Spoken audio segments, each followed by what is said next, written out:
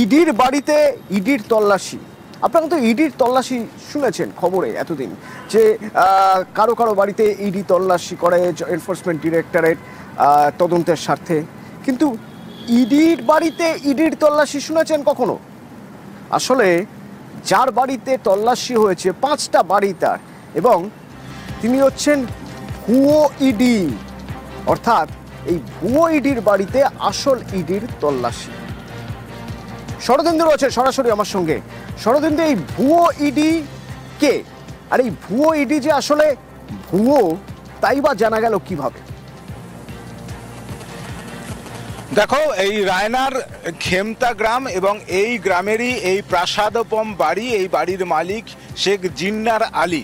নিজেকে তিনি national anti trafficking কমিটির চেয়ারম্যান পরিচয় দিতেন, এবং যেটা অভিযোগ যে ইডি অফিসারের পরিচয় দিয়ে তিনি এক ব্যবসায়ীর কাছ থেকে 1.5 কোটি টাকা নিয়ে, শুধু তাই নয়, তার অফিস সিজিও কমপ্লেক্সে, এমনটা জানিয়ে বারবার সেই সিজিও কমপ্লেক্সে তাকে যাওয়ার জন্য চাপ সৃষ্টি পর্যন্ত করেছিলেন। এবং ওই ব্যবসায়ী এই বিষয়টি কলকাতায় তারা পুলিশের কাছে লিখিত অভিযোগ জানায় এবং বিধাননগর থানায় সেই অভিযোগ জমা পড়ে।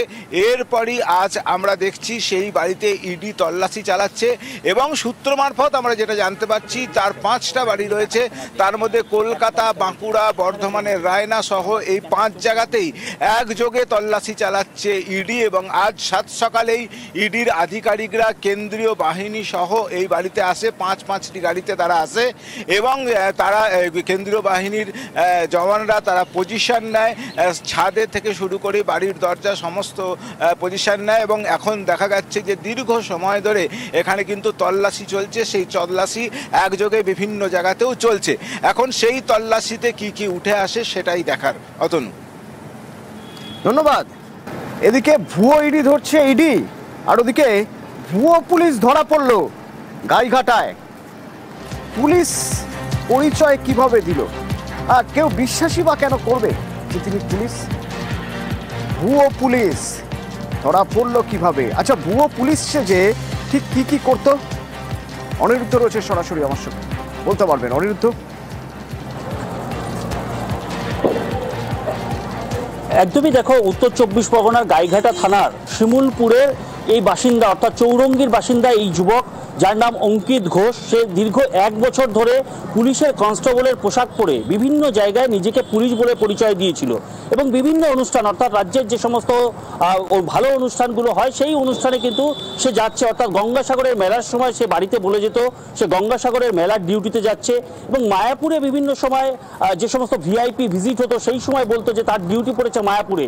এবং একাধিক সামাজিক মাধ্যমে তার এরকম একাধিক ছবি রয়েছে, সে বিভিন্ন জায়গায় গিয়ে সেই সামাজিক মাধ্যমে এই পুলিশ ড্রেস পরার ছবি সে পোস্ট করেছে, এবং এলাকার সাধারণ মানুষও জানতো যে অঙ্কিত একজন পুলিশ। কিছুদিন আগে গাইঘাটা থানা পুলিশের কাছে খবর আসে যে এরকম অঙ্কিতের যে গতিবিধি সেটা দেখে স্থানীয় সাধারণ মানুষের সন্দেহ হয়। সেই বসেই তারা পুলিশকে জানিয়েছিল যে অঙ্কিতের চাকরি সঠিক কিনা সে বিষয়ে তদন্ত করবার জন্য, এবং গতকাল গাইঘাটা থানা পুলিশের পক্ষ থেকে অঙ্কিতকে ডাকা হয়েছিল।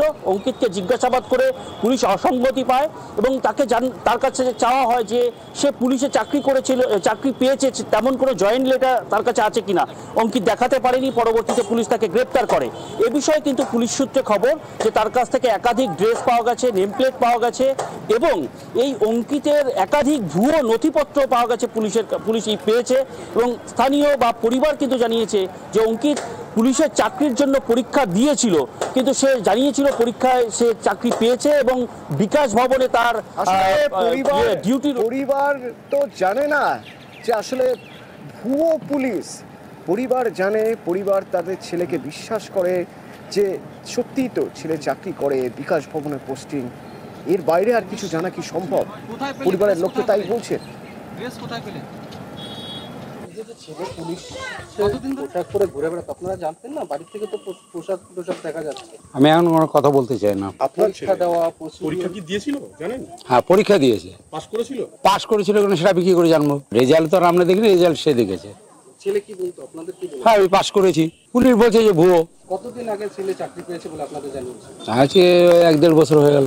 কোথায় চাকরি করতে বলতো? ও তো বলতো বিকাশ ভবনের ডিউটিতে আছে। নাম শেখ হানিফ আলী, বাড়ি চন্দ্রকোনায়, কথা বলেন বাংলায়। এই যে বাংলায় কথা বলেন, এটাই হয়ে গেছে বিপদের। আর সেই জন্য ওড়িশার কটকে তাকে পুলিশ হেনস্থা করছে, আটকে রাখছে। তার কাছে সব নথি রয়েছে, তারপরেও বাংলাদেশি তকমা দেওয়া হচ্ছে। কেন না ওই বাংলায় কথা বলেছে বলে।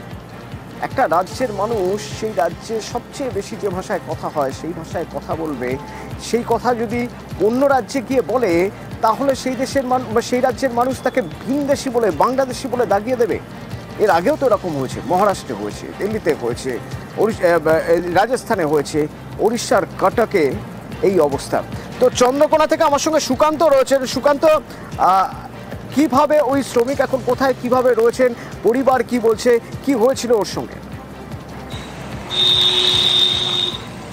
দেখো অতনুদা, যেমনটি তুমি জানাচ্ছিলে যে বাংলা কথা বলাই কাল, সেই রকমই বাংলাভাষী মানুষ অর্থাৎ পশ্চিম মেদিনীপুর জেলার চন্দ্রকোনা 1 নম্বর ব্লকের কিন্তু বেড়াবেড়িয়া এলাকার শেখ হানিফ আলী, কয়েক মাস আগেই তিনি কিন্তু কাঠের কাজ করতে গিয়েছিলেন ওই উড়িষ্যাতে, এবং সেখানেই তাকে আটকে রাখা হয়েছে। 26শে জুন থেকে তিনি আটক আছেন। কেন না তাকে বাংলাদেশি তকমা দিয়ে তাকে আটকে রাখা হয়েছে।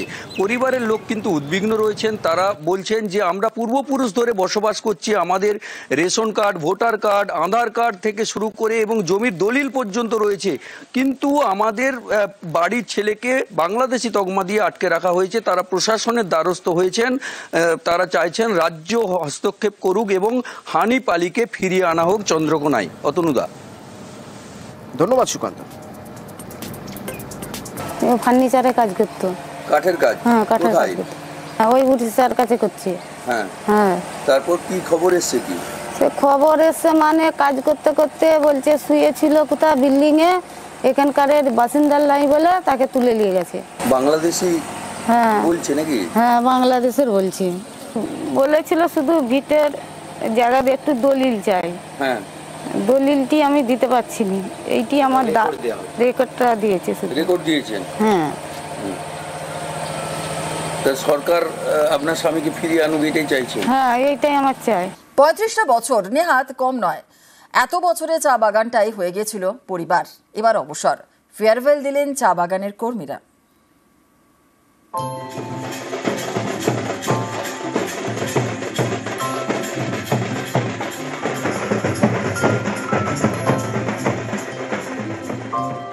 আলিপুরদুয়ারের ফালাকাটা সবুজের কোলে চা বাগানে ঘেরা।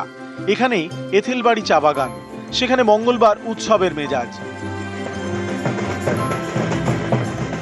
বাজলো বাদ্যি, উড়ল আবির। বিমল ওরাও, বয়স 60, ফালাকাটার বাসিন্দা।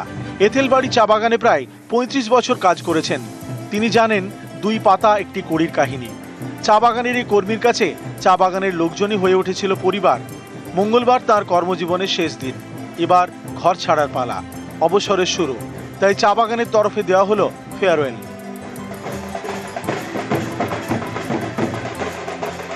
हमारे बगान में एक सिस्टम बन जाए कि जे भी के रिटायरमेंट करे तो उनका फेयरवेल करे लगे, बाजा गाजा नाच गान হবে। কোথাও চা বাগান বন্ধ হয়ে যাচ্ছে, কোথাও বেতন নিয়ে ক্ষোভ, কোথাও আবার পিএফ নিয়ে অভিযোগ। এরই মাঝে ফালাকাটার চা বাগানের অন্যরকম ছবি। 35 বছর কাজের পর অবসর, তাই জমিয়ে ফেয়ারওয়েল উৎসবের মেজাজে। তার মধ্যেই যেন মন খারাপের শিরশিরানি। मुझे बहुत दुख लगा है। संग संग रही के हम तेरा ये आदत रहे खातो इसलिए मुझे अच्छा नहीं लगा थे। नहीं मैं क्या करूँ मैं। আলিপুরদুয়ার থেকে রাজকুমার কর্মকার, নিউজ 18 বাংলা।